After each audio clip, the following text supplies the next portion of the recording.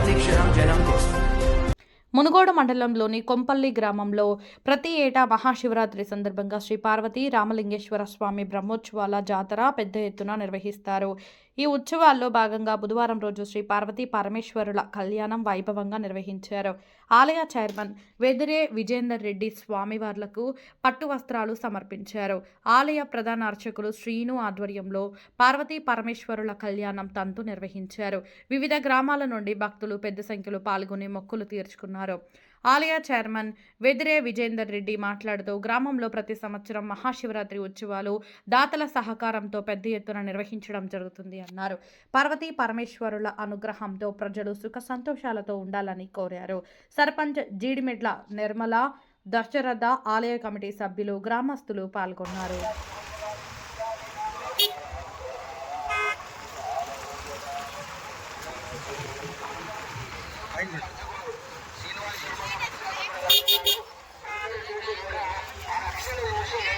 మమ్మల్ని కూడా రక్షించండి తండ్రి అని చెప్పేసి వేడుకోండి. రక్షాబంధం చూపించండి.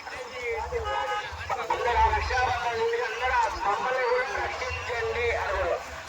గట్టిపోయాం.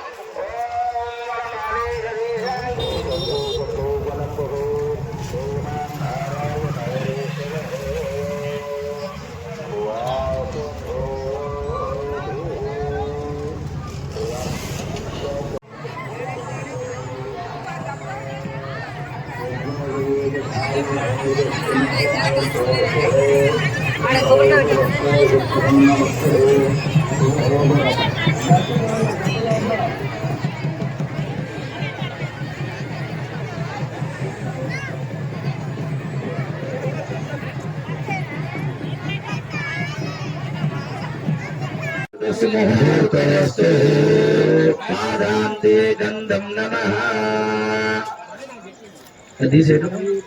ఓం తత్సం